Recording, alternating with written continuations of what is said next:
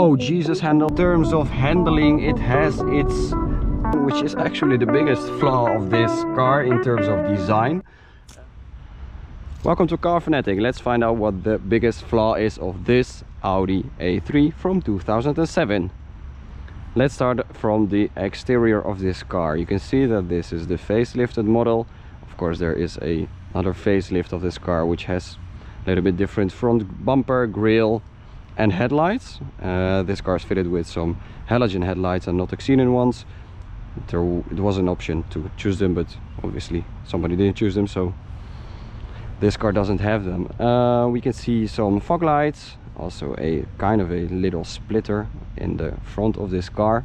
It has the 1.6 MPI, so not the FSI, with 102 horsepower. It sits on 16-inch alloy summer tires and wheels. We have brake calipers in the front and also in the back, which is a very nice addition to this one. From the back you can see that I have changed the rear lights a little bit. These are the facelifted rear lights. If we turn on the lights, you can see the difference. Maybe that's not that much, but it makes it a little bit more aggressive, if you can say that. You can see that this one has a very kind of a LED-ish look to them. It's also, everything is halogen, so it's not LED at all. Yeah, well, the wipers, which is one of the problems, it sags, so some of them you can see spot some A3s which have the wiper over here or non-existent at all, but you just push it up and then it basically stays there for how long it has to be there.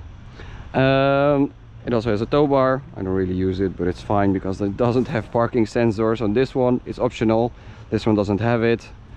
It's not that big of a car, so you won't really need it if you have some kind of parking skills, I guess.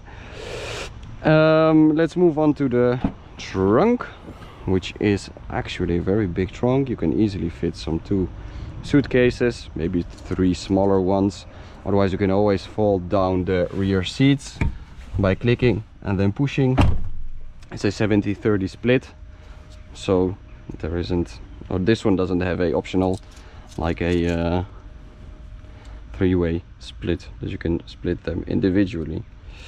Also, some kind of handy features are here. You have a net, so you can put something in there. Also, if you have some groceries, you can just hang them onto these kind of hanging bar thingies and that way it won't just be tossing around your whole trunk when you're driving home, and then you won't need to just take everything out and put it inside of the bags again. So that's a very neat feature that they've implemented. There's also some hooks over there and over there, and there is a light if it's getting a little bit darker outside, so you can see what's inside of your trunk. This has a spare wheel with all of the gadgets you will need to change your tire.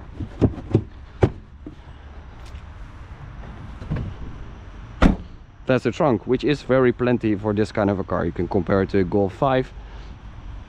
Alright, let's take a look under the hood of this 1.6 102 horsepower engine. A very neat feature of this car is that it has a hydraulic stand, so you don't really need to boggle around with all of the switches. You just open it up and there you get some feeling of premiumness that you're going to be paying for this car, which is always a little bit extra. So those kind of features are really neat and not that really common on those cars. It's a 1.6 102 horsepower, which is not the FSI version. There were like options to choose this car with a 1.8. You have the S3 with a 2-liter. You have the R32, the 3.2 liter V6. A lot of 1.9 diesel engines. The gamma is very broad, but this one has the 1.6 102 horsepower, which is plenty, but we will get to the biggest flaw of it in the second. Looking on the inside of the Audi A3, you can see that the door, because it's the 3-door version, you also have a sport back which is a little bit more practical. That way the door is going to be a little bit shorter, and that's why they've squeezed another door inside. The Sportback's it's a little bit more of a, well, kind of a station. It's a Sportback, so it's a sporty hatchback with a functionality of a station. Well, it's a 5-door. The inside, we can see that this car has automatic windows, electronical side mirrors which are heated. Also we can see that this one has the auto function, which is for the light sensor, and it also has a rain sensor, so it automatically turns on your wipers, which isn't that usual on a car this age. This is the coming home and leaving home function, which you can turn on or turn off to your liking. It's a 3-door, so let's see if we can fit into the back of this car and how much room there is left. I'm going to take off my jacket and demonstrate how you can easily or not easily come inside of this car. There are very nice hooks on both of the sides. Let's close the door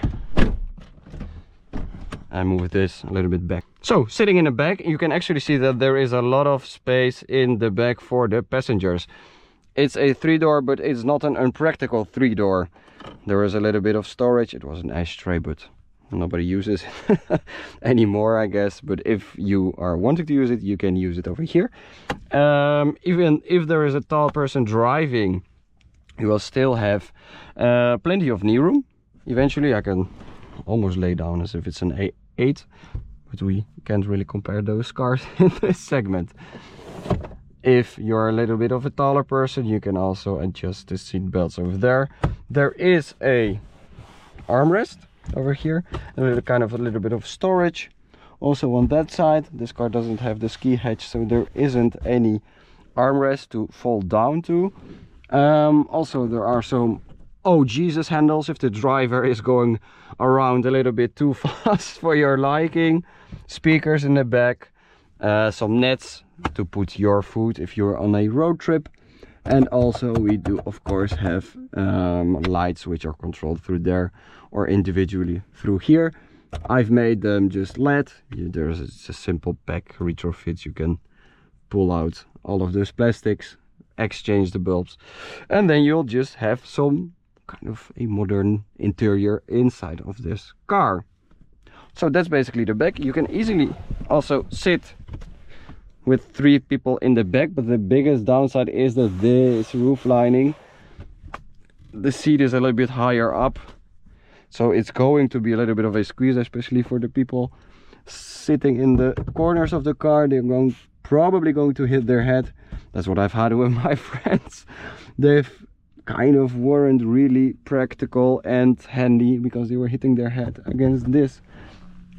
So that's the back side of this car, and of course you can adjust the headrests to your liking.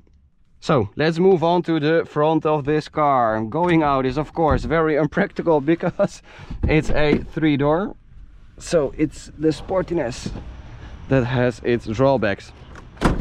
Put it back, there is adjusting from there, so you move it front and back. You can move it up and down for the sportier feeling, and you can of course adjust the side of the...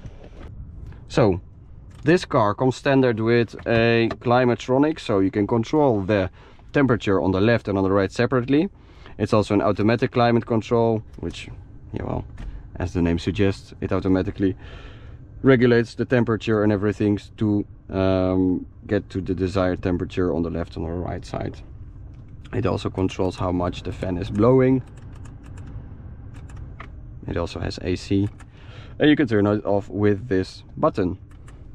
This car is the 5-speed manual transmission, which is fine. It actually shifts very neatly. We are going to experience that on the road in a second. Furthermore, this car has cruise control, which you can operate by clicking it. You can set the speed going up, going down, and then you can cancel it or resume it with just pulling it or pushing it away from yourself. This car also has a Audi concert radio.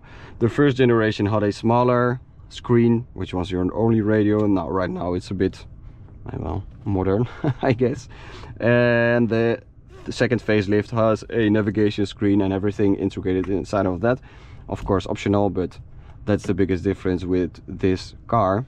So you have all of your radio stations, and doesn't have Bluetooth, but you can buy a transmitter which you just plug inside of the back of this car, and that's how I have been able to basically get Bluetooth inside of this car without buying a aftermarket radio, which is a very big plus. You can buy it on Amazon. I'll put the link inside of the description of this video. So this car also has a tire pressure warning system. So it basically measures, if you pump up your tires, you can set it, and then it automatically will warn you if one of the tires is missing air, basically. So it's kind of a warning system, which is, I have to say, really modern for this age and equipment level, because this isn't an S line or a Pro line or whatever. It's just a Ambiente edition, so it's kind of a entry level-ish compared to all of those cars. And then we also have a card holder over here. Overall, the quality of this car is great. You can really feel the sturdiness. The materials are soft, but really quality wise are really good. You can see that everything is made just to be and really durable compared to a Golf 5, which is the biggest competitor. I can basically name it that way. So that's why people just choose an Audi over a Golf, because the quality and the interior and the ride, it's much more refined, and basically, well, you pay more for the brand, but also for the quality that you will get. The air vents are to prefer or liking, I guess, but you can control them via here. This way you close it, you can open them. Well, you can just swivel up, down, left and right. And this car doesn't have the navigation, so you'll just need to use your phone, and any mount will work. And then you can just put it inside, and then it actually works. Furthermore, we have some storage over here and over here, which you can push up and down, which is actually the biggest flaw of this car in terms of design. That's the only cup holder you will have. If you have a bigger bottle or a just McDonald's cup thingy, you can put them over here, but then if you just pretend that you're driving, everything is going to be going left or right, and it's going to spill everywhere. You can put it over here, but it's really unpractical. For a bottle, it's fine, but it's really not the most perfect solution. And if you put it here, you can't really use the armrest. Yeah, well, you can, but then it's going to be squishing against that, so it's not really the perfect solution. Some cars, especially Audi A4s, have a cup holder over here, so you can retrofit it probably for this card holder. Then you will just put it out and then put in your cup holder, but that also isn't, in terms of design and everything, it's not really thought out. So this really is the biggest flaw in design in terms of my experience with this car. Just put some normal cup holders wherever, or maybe here, but that's in the newer Audis. There's also a little bit of a storage here. It's an ashtray, so it wasn't really meant for that, but you can use it for some of your coins. The glove box is a decent size, so you can keep whatever essentials you need, and also your books and a service manual. The funny thing is, this car also has a light sensor automatically dimming rear view mirror, so if anything blinds you, it automatically dims, so you don't have this swivel thingy that you need to pull it through, so that it automatically dims itself, which is really handy dandy in my opinion. Other than that, we also have some lights here. You can automatically control them, and there is a rear mirror with some LED lights here, and also on this side of the car. All in all, in my opinion, it's a very neat interior for this kind of budget and year and equipment level. You can get it, of course, in S-line, so the seats are going to be different. These are just the cloth seats, which are fine, but you can see they stain really well, and I couldn't really remove that myself with the sprays I do have. It's possible, of course, but well, it's a bit of a hassle. In terms of maintenance, the seats themselves are really comfortable. I've driven with like 100,000 kilometers in them, and it's fine. It's literally nothing is missing, and they are not uncomfortable, so it's really a very good position to be in, basically. So let's start the car and let's go for a little drive. There we go. You can see that we can turn on the, and also, like I've told, we do have some automatic headlights, so we just really, the only thing we need to do is just drive. Turn on the car, and you don't really have to think about much else than that. In terms of driving, this steering wheel is also just a normal one, which isn't the S-line steering wheel, which is a bit smaller and doesn't have all of those spokes. You do have them in a multifunctional option, but most of them are from the facelift after this one, so that's why, well, you can see them and you can fit them in and then coat them so that they work, but well, it's a bit of a hassle to do that, so the rear light retrofit was a bit easier than this, so that's why I'm just like, yeah, well, this one is also fine. You can see a little bit of wear and tear on this one. This car has 165,000 kilometers, but even then it's, well, perfectly fine for that. That's the only thing I would change if I was trying to do something about it. Let's see where we can go. Let's try there. And in terms of driving the car itself, it's 102 horsepower, so you really can't expect that much from it. But in terms of handling, it has its, well, it's not a BMW, it's not that direct of its steering compared to those cars, but it's fine actually. You can't, well, it's not fast, but above 3,000 kilometers it's kind of, well, then it's picking up speed, and then you can kind of feel that it's an Audi. You can see that the lights have switched on automatically. So, well, in terms of comfort, it's fine. It's really fine. It's a very good car. We also have the trip computer. You can check your service. So, yeah, well, it's exceeded as of now, eventually. But you can see your chassis number. You can also see the engine oil temperature. So if you want to step on the gas a little bit, then you'll know when you are able to, basically, without stressing the motor too much. I'll put this one a little bit down. Very nice scenery. So, and also you can just swivel through your normal trip computer. Let's make it sportier. You can swivel through your normal speed computer. Well, you can see what your average mileage is, what the average fuel consumption is. Well, just the normal things. On average, that's also kind of a drawback of this car. It actually uses a bit of fuel. You can see that on average it consumes 7.3 liters for 100 kilometers, which is actually a bit of, well, it's much in terms of 1.6 liter with 102 horsepower. So that's one of those drawbacks of this engine, which also the second point is it uses a little bit of oil. So you know, it's in the Volkswagen Audi group, so it's the same engine that the Volkswagen uses, which is in the family of those cars. But yeah, well, you will have to consider that too.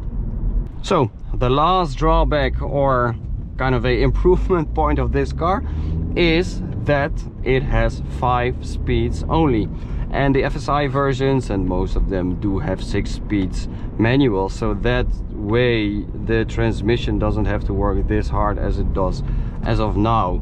And especially when you're going on a highway, in terms of city driving, everything is fine.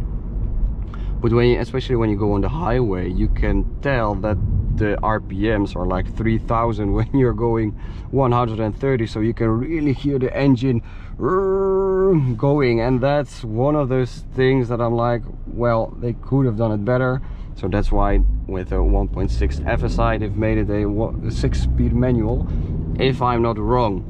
And that's how this car would become more perfect on its own in terms of reliability and maintenance. It's just your normal maintenance, basically. Just do your oil changes, you can change the filters yourself, but just regular check on the oil. This doesn't have an oil sensor, some of them do, but this one doesn't have, so you need to check it manually. So that's one thing to consider. And other than that, just drive your car and enjoy it, basically, because it really won't have that much or any problems. And that's one of the reasons why you are considering this car. So yes, it is one of the most reliable engines, depends on the source of course, but in terms of normal usage, and if it has its maintenance well documented, it's one of the most reliable engines in this car. So except for the 1.9 TDI, because that's one of those engines that's unbreakable to some extent. But if you like a car that's reliable, it's okay-ish if you go above 3000 RPMs in terms of nippiness and acceleration. It's 102 horsepower, so it's not that much. And in terms of space, it's very refined, so you can easily carry 4 people, 5 if it's needed. And all in all, it's a very good first car. I would advise it, and I'll see you guys in the next video.